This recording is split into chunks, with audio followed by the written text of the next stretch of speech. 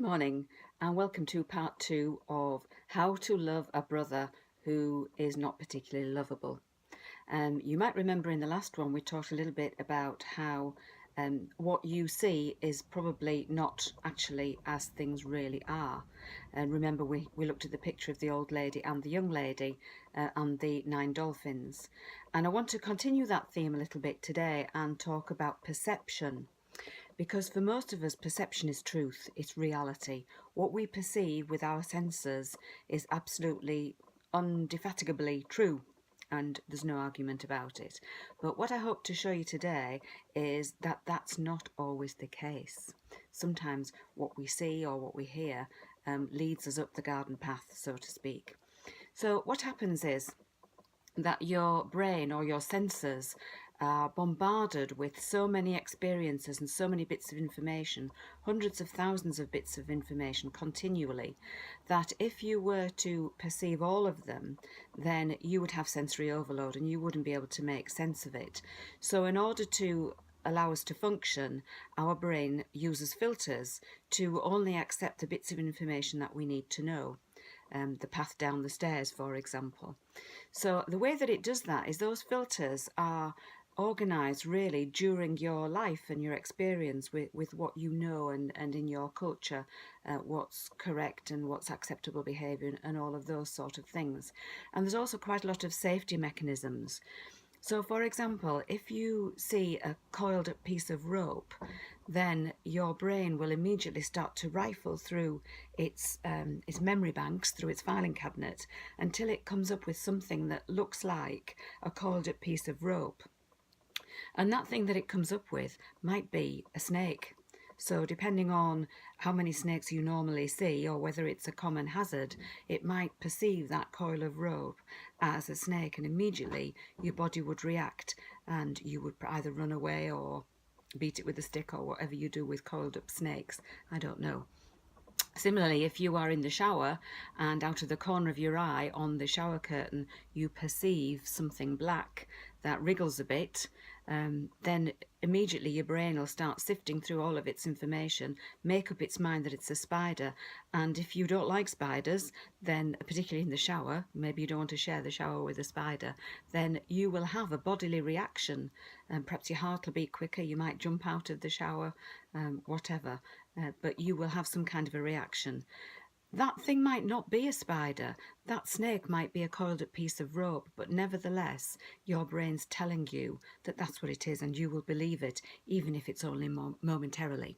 So how does this relate to relationships? Well, it relates very strongly because what we perceive about a person, especially when we just meet them, can often leave a really strong impression of what that person is like.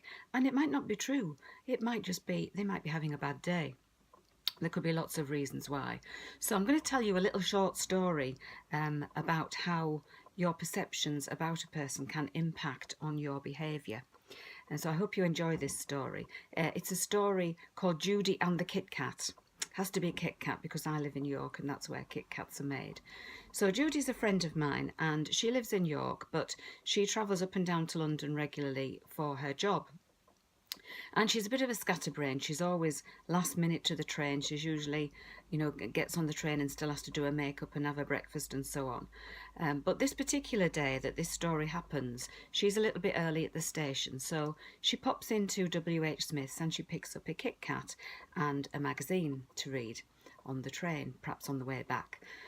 So she gets on the train feeling quite pleased with herself and she looks around, and as she looks across the table she throws her magazine and her Kit Kat onto the table and as she looks across the table there's a man sitting opposite her, and she really does not like the look of this man. He looks as if he's slept in his clothes, he's unshaven, he's got food stains on his tie, his collar's sticking up, his tie's not done up properly. He just looks a bit dishevelled and a bit unsavoury, I suppose is the word. But she thinks, well, it's a crowded train, I'm not too worried about it, I just won't make any eye contact with him. And she settles down for the journey. So she's just thinking that perhaps she'll have a breakfast and have her Kit Kat. And at that very moment, this man reaches across, picks up her Kit Kat, breaks it in two and starts to eat half of the Kit Kat.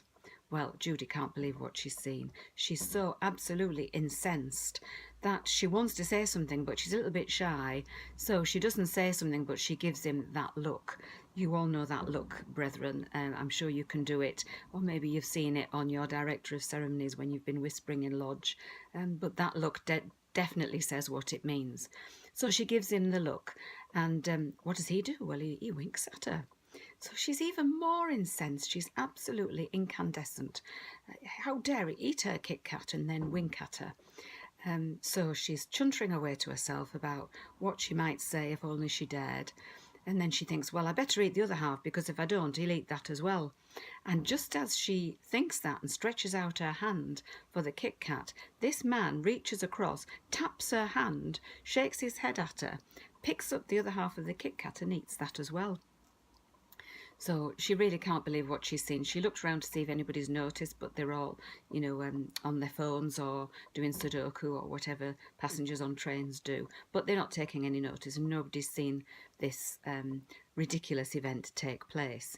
So he's chomping away on her Kit Kat, and she's chuntering away to herself about what she should say to him.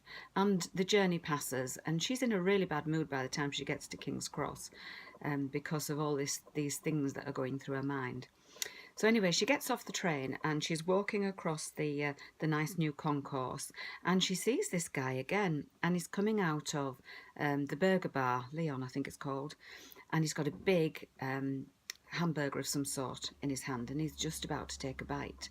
And she's so angry that she marches up to him, grabs the sandwich, takes a big bite, gives it back to him, triumphant glance, and off she toddles, feeling a bit better because she's taken some action. Anyway, she has a rotten day at work because firstly she hasn't prepared for her meetings. She normally does that on the train. But also she can't stop thinking about what happened. And I guess it's only a little thing, but it's just the cheek of it, really. How dare he? And, and so blatant and winking at her and so on. So she tells everybody she meets about this event with this guy. And she really builds him up into a big baddie, which he is quite bad. It was bad behaviour, wasn't it? So she has a bad day at work. And at the end of the day, she's going back to King's Cross, and she thinks, well, that's it. I don't want another journey like that one. I'll make sure I'm not sitting across the table from anyone this time, and I'll just read my magazine. So she gets on the train and she opens her magazine to have a read, and guess what she finds in the magazine? A Kit Kat. So what do you think? She spent all day, all that journey, and all day thinking that she was the victim of some really bad behaviour. But actually, she wasn't the victim at all, was she? She was the perpetrator. Just imagine what that guy said to his wife when he got home that night about his experiences with the crazy woman on the train. It makes me smile to think about the conversation they will have had. So that's a great story. But it just goes to show that our minds can make up so many things about people that just aren't true. Maybe he was a bad guy. Maybe he does eat people's Kit Kats, but he didn't eat hers. She was the one who really behaved badly towards him. So I'd just like you to have a think about that story. Tell it as many times as you like. It always raises a smile. And when I come back for the next vlog, I'm going to start to look at some of the psychology things that I want to talk to you about, and what makes up different personalities and how that can endear us to people or sometimes alienate us to people. So I hope you've enjoyed this story, and I'll see you on the next one. Bye.